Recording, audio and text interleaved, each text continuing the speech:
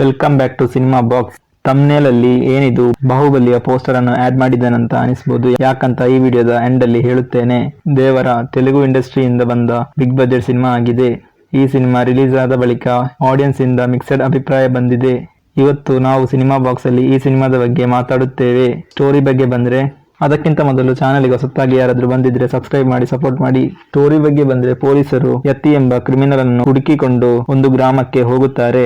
ಆಗ ನೀರಿನ ಅಡಿಯಲ್ಲಿ ಅಸ್ಥಿಪಂಜರಗಳು ಕಾಣುತ್ತದೆ. ಪೊಲೀಸ್ ಹತ್ರ ಆಗ ಪ್ರಕಾಶ್ ರಾಜ್ ಕತೆ ಸ್ಟಾರ್ಟ್ ಮಾಡುತ್ತಾನೆ. ದೇವರ ಎಂಬ ಒಂದು ವೀರನ ಕತೆ ಆಗಿರುತ್ತದೆ. ಅದು ಮುಖ್ಯವಾಗಿ 4 ಗ್ರಾಮಗಳ ಜನರನ್ನು ತೋರಿಸಿದ್ದಾರೆ. ಅಲ್ಲಿಯ ಜನರು ಕೆಲವು ಕಾರಣಗಳಿಂದ ಹಡಗಿನಲ್ಲಿ ಹೋಗುವ ಕಂಟೈನರ್ ಗಳನ್ನು ಕಳ್ಳತನ ಮಾಡಲು ಹೋಗುತ್ತಾರೆ, ಅಂದ್ರೆ ಸ್ಮಗ್ಲಿಂಗ್. ಅದರಲ್ಲಿ ದೇವರ ಕೂಡ ಒಬ್ಬನಾಗಿರುತ್ತಾನೆ. ನಂತರ ಏನಿದ್ದರೂ ಸಿನಿಮಾವನ್ನೇ ನೋಡಬೇಕು. ಕಾಸ್ಟಿಂಗ್ ಬಗ್ಗೆ ಬಂದ್ರೆ, ಇದೊಂದು ಪ್ಯಾನ್ ಇಂಡಿಯಾ ಸಿನಿಮಾ ಆದ್ದರಿಂದ ಎಲ್ಲ ಇಂಡಸ್ಟ್ರಿಗಳಿಂದ ಆಕ್ಟರ್ಸ್ ಗಳನ್ನು ತಂದಿದ್ದಾರೆ. NTR, ಜಾನ್ವಿ ಕಪೂರ್, ಪ್ರಕಾಶ್ ರಾಜ್, ಸೈಫ್ ಅಲಿ ಖಾನ್ ಇವರು ಮೇನ್ ರೋಲ್ ಗಳನ್ನು ಮಾಡಿದ್ದಾರೆ.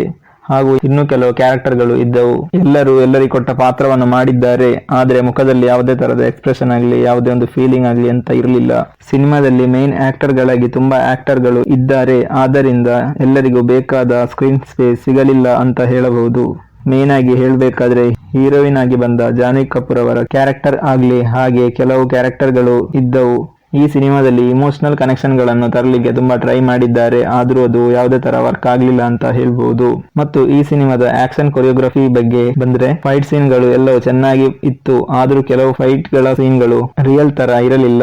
ಬ್ಯಾಕ್ ಗ್ರೌಂಡ್ ಸ್ಕೋರ್ ಗಳಿಂದ ಫೈಟ್ ಗಳು ಚೆನ್ನಾಗಿ ಬಂದಿದೆ. ಮ್ಯೂಸಿಕ್ ಬಗ್ಗೆ ಬಂದ್ರೆ, ಎಲ್ಲಾ ಸಾಂಗ್ ಗಳು ತುಂಬಾ ಚೆನ್ನಾಗಿತ್ತು. ಅದರಲ್ಲಿ ಕೆಲವು ಸಾಂಗ್ ಹಿಟ್ ಕೂಡ ಆಗಿದೆ.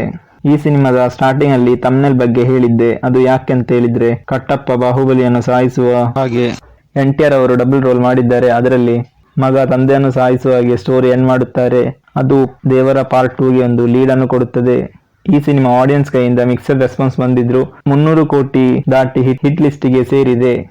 ವಿಡಿಯೋ ಇಷ್ಟ ಆದ್ರೆ ಲೈಕ್ ಮಾಡಿ, ಶೇರ್ ಮಾಡಿ, ಕಮೆಂಟ್ ಮಾಡುವುದನ್ನು ಪರಿಗಣಿಸಿ. ಧನ್ಯವಾದ.